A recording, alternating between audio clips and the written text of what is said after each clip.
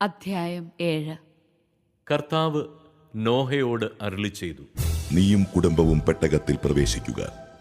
ഈ തലമുറയിൽ നിന്നെ ഞാൻ നീതിമാനായി കണ്ടിരിക്കുന്നു.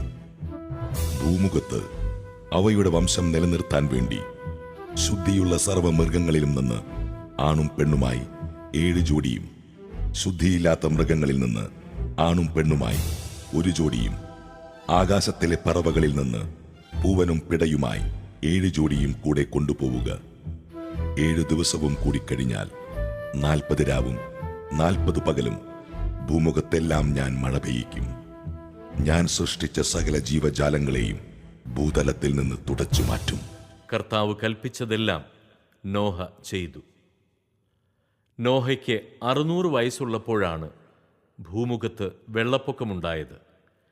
വെള്ളപ്പൊക്കത്തിൽ നിന്ന് രക്ഷപ്പെടാൻ നോഹയും ഭാര്യയും പുത്രന്മാരും അവരുടെ ഭാര്യമാരും പെട്ടകത്തിൽ കയറി. ദൈവം കൽപ്പിച്ചതുപോലെ ശുദ്ധിയുള്ളവയും അല്ലാത്തവയുമായ മൃഗങ്ങളും പക്ഷികളും ഇഴജന്തുക്കളും ആണും പെണ്ണുമായി ഈ 2 വീതം നോഹയോടുകൂടെ പെട്ടകത്തിൽ കയറി. 7 ദിവസം കഴിഞ്ഞപ്പോൾ ഭൂമിയിൽ വെള്ളം പൊങ്ങിത്തുടങ്ങി.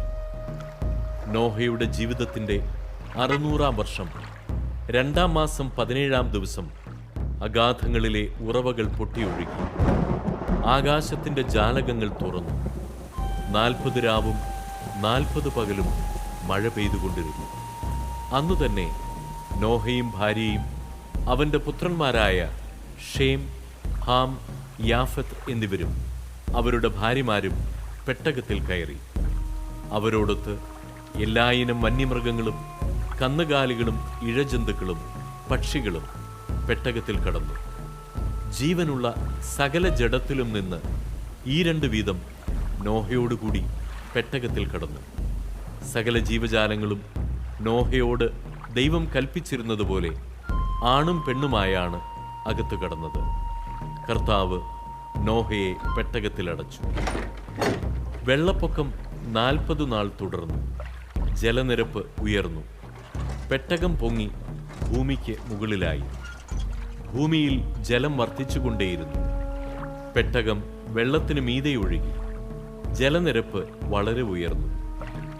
ആകാശത്തിന് കീഴെ തല ഉയർത്തി നിന്ന സകല പർവ്വതങ്ങളും വെള്ളത്തിനടിയിലായി. പർവ്വതങ്ങൾക്ക് മുകളിൽ 15 മുഴം വരെ വെള്ളമുയർന്നു.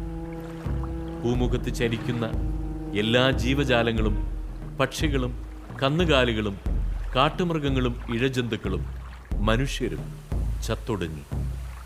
കരയിൽ വസിച്ചിരുന്ന പ്രാണനുള്ളവയെല്ലാം ചത്തു.